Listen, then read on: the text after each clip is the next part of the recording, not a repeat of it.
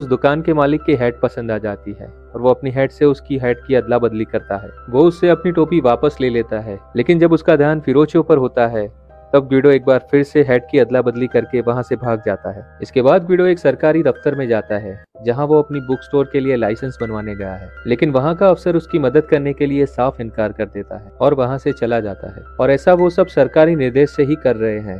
वहां ऑफिस में देखा जा सकता है कि इटली के फासिस्ट तानाशाह मुसोलिनी की वहां पर बहुत ही बड़ी पेंटिंग और मूर्ति लगी है और मुसोलिनी इटली में उस वक्त यहूदी विरोधी विचारधारा को बढ़ावा दे रहा था और ग्विडो एक यहूदी था। बातचीत के दौरान ग्विडो की जेब में रखे अंडों के बारे में उसे याद आता है। वो जेब से अंडे निकाल लेता है और बात करते करते वो खिड़की की तरफ जाता है। तब उससे गलती से गमला नीचे गिर जाता है और वो गमला जाकर उसी अफसर के सीधे सर पर गिरता है।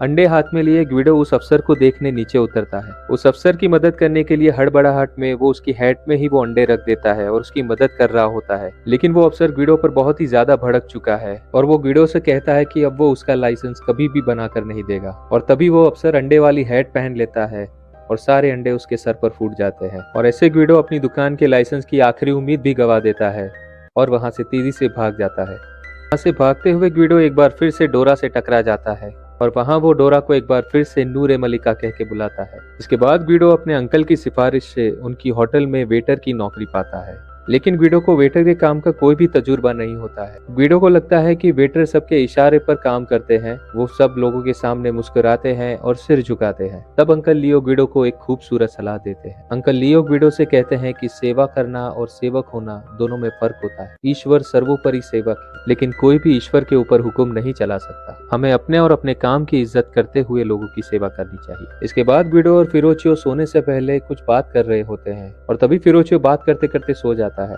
ग्विडो फिरोचियो से कहता है कि ये उसने कैसे किया। तब फिरोचियो उसे ऑथर शोपेनहावर की थियोरी के बारे में बताता है।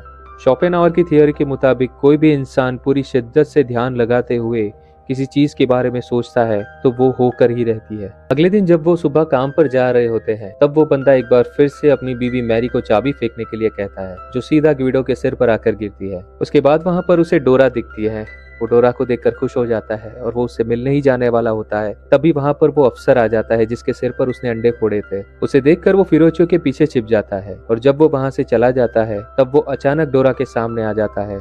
उसे यूं अचानक देख डोरा भी खुश हो जाती है। वो डोरा को अपने साथ बाहर आने के लिए पूछता है, लेकिन उस वक्त तो डोरा उससे मना कर देती है और वहां से चली जाती है। इसके बाद ग्विडो होटल में एक शख्स को खाना सर्व कर रहा होता है। ये डॉक्टर लेसिंग्स है, जिनको पहेलियों का बहुत ही ज्यादा शौक है। डॉक्टर ने ग्विडो को एक पहेली सुलझाने को दी थी, जो ग्विडो ने बस 5 मिनट में ही सुलझा ली, जिससे वो काफी इम्प्रेस हो जाते हैं। इसके बाद ग्विडो डॉक्टर